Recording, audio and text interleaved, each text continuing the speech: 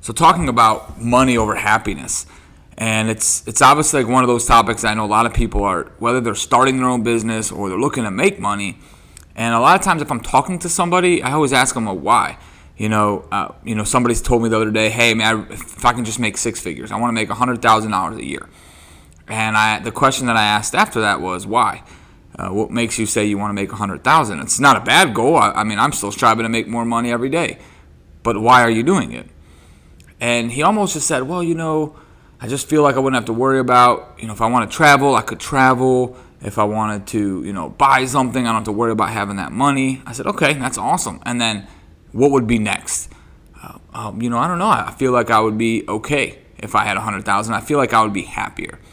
And when he said I feel like I would be happier, it almost made me pause, because I was talking to him about the fact that, look, I remember that feeling of wanting to make $100,000, of saying if I could just make six figures a year.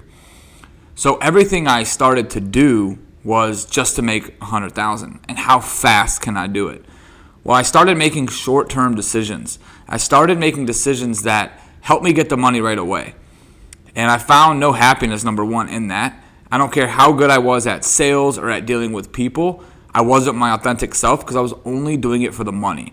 Like if you're in sales, you'll understand. Like if you're selling a product and you don't believe in the product, you're just selling it because you're trying to make some money, people will feel that.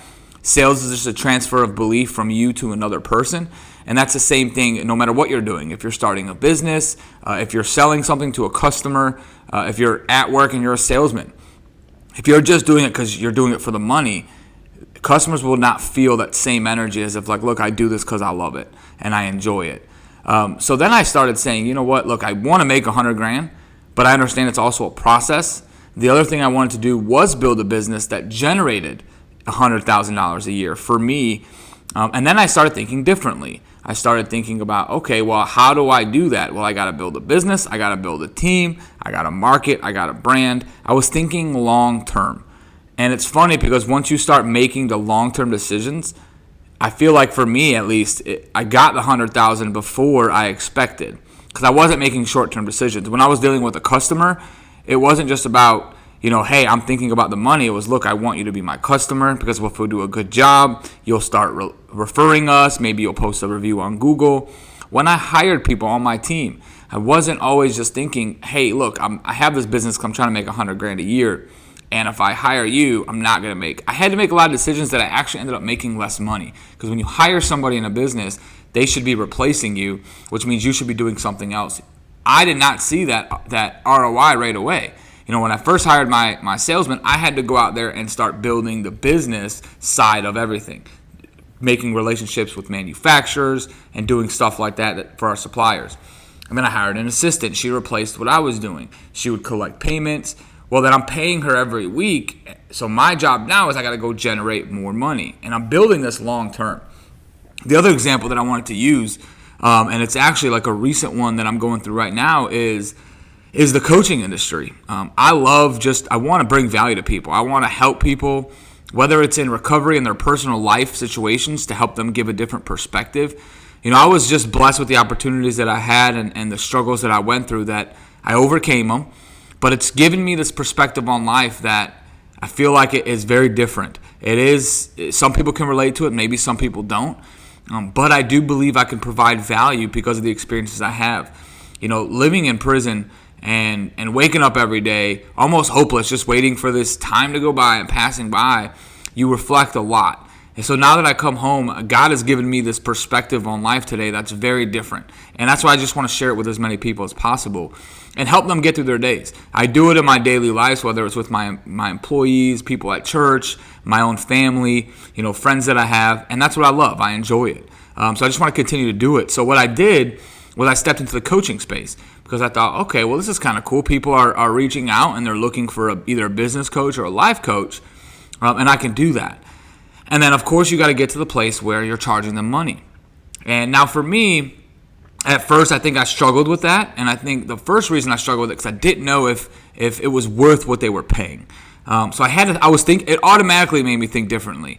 Now, one of the coaches that I was actually working with myself said, do you believe you can provide them value? And my answer immediately was 100% yes. If they're willing and they want to learn, I believe I can help them. If they have a business, I do believe I can help them. We're in our 4th year, and we're on track to do $3.5 million in sales. We did $2.7 million last year, and we've been just growing. And it doesn't mean I'm a genius. It doesn't mean I know more than everybody. I just want to share what I learned through this journey. I started putting up fence in a Camry, hanging door signs, pretty much just started from ground zero to now having 15 employees, and we're on track to do $3.7 million this year. Again, I'm saying that to say I've learned some stuff. And it doesn't mean I know everything. These are just my journey that I want to share with you. And that's why I always feel like there's not one way to do everything. And in the coaching world, I found that they said, well, this is how we do it. And I just struggled with that. And one of the things I struggled with was like, look, I wasn't doing this for the money. So somebody would reach out to me and they needed life coaching. I had one family member, her sister was a drug addict and an alcoholic. And she was just trying to help and really just learn how to deal with it because, she wanted to help her, but she felt like she wasn't and there was nothing that was working. So she saw one of my posts on Facebook. She reached out to me. And I started getting into the sales pitch. And that's just how I work. And I feel like it's a natural thing, but I'm sharing that with you because hopefully maybe that's something you're learning today when you're doing things for money. So I was taught, obviously, this is a pitch. Hey, okay, this is what I do. This is my program. It's 90 days.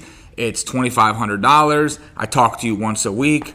And she was for it. She says, hey, man, this sounds great. And for me, I was like, this is awesome.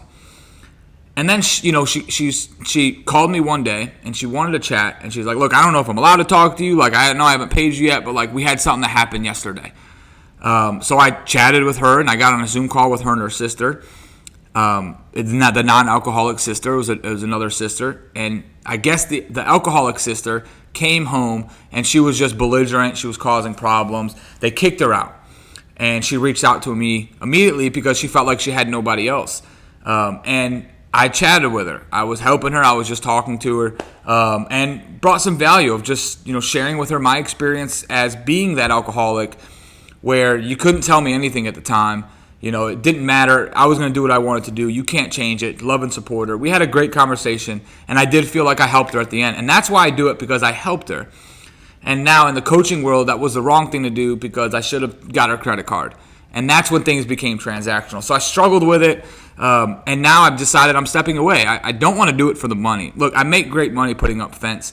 I can make money. And coaching for me, it's not about the money. Maybe there's a time that I'm going to be so busy in my life that maybe people are going to be reaching out to me and I won't have the time to help everybody. Maybe I'll do a group thing at that time. I'm not sure what's going to happen then. I just know now the only reason I want to get into this space, the only reason I'm putting podcasts out here, I'm doing these videos, and I'm offering free coaching where if you have something going on, I want you to message me on Facebook, message me on Instagram, give me a text if you know me, and let's just chat. I have a friend of mine, he owns a detailing company. We were friends since high school. Man, I love helping him. We're going to get together today, have lunch. And the truth is, it brings me joy to provide him value. I didn't have as many people there during my journey, so I got to kind of learn it the hard way. I failed so much, and even today, I'm still failing. I'm messing up. And I want to share those failures with people so they can learn as they're starting their business. Or maybe share failures when I was early in my recovery, and somebody might be early in their recovery. I'm not doing it for the money. I'm doing it because I'm helping you. So when I start doing things for money, I start feeling like I'm being transactional, and it creates this different feeling. Now, yes, I get it. You have to make money. But don't tell somebody, hey, I'm not doing this for money. I really want to help you. Then don't collect a paycheck from them. That's the truth. Now, yes, of course, in fencing world, I have to charge people for fence. Why? Because they pay for my system, they pay for the materials, they pay for people. And look, if you're a coach or you're listening to this, I'm not against coaching. I'm only sharing my experience, and I'm only sharing where I'm at. Most coaches don't have the time to talk to people for free. They don't have the time to do these videos for free. They're usually doing these videos when they're coaching somebody. I'm okay with that. Nothing's wrong with that. I'm only talking about my journey. When you listen to that and you hear that, I want you to figure out your journey. Like, I got into the coaching space and started to think maybe I shouldn't be a coach because that's how the coaching space is. Listen, the fencing industry was very different when I got into it. It was get in a contract with a builder. Don't try to market. Don't do all this. They did it what I felt like the old school way. They did it where I felt like, well, I want to try something different. And I feel like I did come in and I disrupted the industry because I brought my way of doing things, and it worked. Maybe it won't work. I brought my way of doing things trying to sell life insurance. It didn't work for me, so I did something else, and I did fence. I don't even know if this is going to work in coaching, but the reason why I want to coach, the reason why I want to put these videos is because I want to help. I want to bring value to you as you're listening to it. I love listening to podcasts because I can relate to people. And I realize I'm a business owner. I failed a lot. I struggled in recovery. I struggled with depression. There was moments in my life where I didn't want to live. And so I've got experiences in my life that I feel like I can share. Maybe I'm only going to relate to 5. It might be 500. It might be 5,000.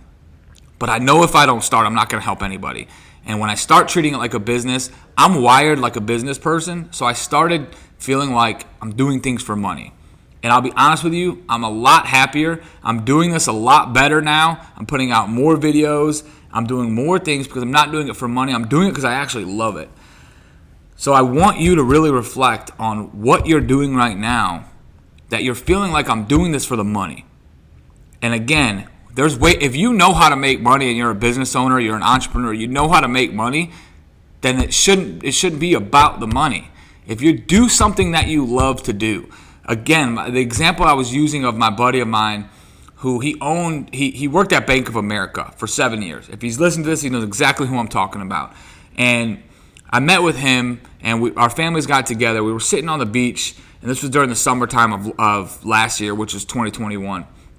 And, I've known this kid since high school. So I'm 30 years old. I've known him almost 15 years in and out of relationships. I've obviously taken a different route than he did. He went to school, started working with his family. I went through my struggles and addiction. But we've always kept in touch. And when I saw him, and he told me he was thinking about this detailing thing. And I've known this guy. I almost said his name. I've known this guy for so long. And I know how much he loved cars. And I was like, man, that sounds like an exact thing you should do because you love cars. And detailing sounds great. And he's like, yeah, I'm actually doing it now. I do it on the weekends. But I'm starting to get so busy that I really want to just do this full time. And I just asked him, I said, well, why don't you? And he says, well, I got this job at this bank, and I've been working there for so long, and it's stable. And I was like, well, do you like your job? He says, no, I hate it, dude. I dread going to work on Mondays. And when I heard that, I said, I think you should quit, man. I said, do you have enough money saved up to support yourself, at least for a couple months right now? And he's like, oh, yeah, man, I have enough money for 4 or 5 months saved up. And it was to me, it was a no-brainer. If he would have told me I have no money saved up, I would have said, well, look, are you willing to work hard and go out there and grind? Because I know when I quit, I didn't have much money saved up. I had a little bit, maybe a month's of rent. But I'm a different individual, so I understand that when my back's against the wall, I operate differently. So I didn't know if this guy that I was talking to operated that way as well. But he had money saved up. If he would have said no, I would have asked him, well, do you think you're willing to do the work? So if you don't have money saved up and you want to start your business and you're unhappy at your job, do you realize that you probably work at your job at least 40 hours a week? 40 hours a week, Monday through Friday, maybe Saturday. And you're unhappy in those moments. And why are you doing it? And he was doing it because it was good money. And that's the conversation that I'm having with you today is what are you doing that you're doing it because of the money, but you're unhappy? Listen, if you're happy and you're making good money or you're not, or you're happy chasing money, great, you're winning. I'm not talking to you at this moment then. Then this probably is not helping you. Who I'm talking to is the one who's doing things for the money. And I asked him, I said, look, man, your life is short, brother. Your life is short. Regret sucks. And you don't want to be 50, 60 years old thinking, what if I would have started that, what if I would have started that detailing company? What would have happened? And then you're older and you can't change that now. And you wish maybe I would have tried. And you didn't try because of the money. And thankfully he quit. And he started doing the detailing. And now he's in the business owner world and he's struggling with business owner stuff, but he's busy. He's making good money. He's trying to find balance. It's a different struggle. But I asked him, are you happy? And he said yes. And to me, that's what I realized. And I believe he's happy because he's doing what he loves. So that's the conversation. That's what I want you to have. It was just on my heart today because I've been in this coaching world and I know it's different. And I realize I'm not trying to be them. I just want to be me. So I reflected and I realized I just want to help people. It's why I put out videos. I'm not selling anything at the end of this video, at the end of this podcast.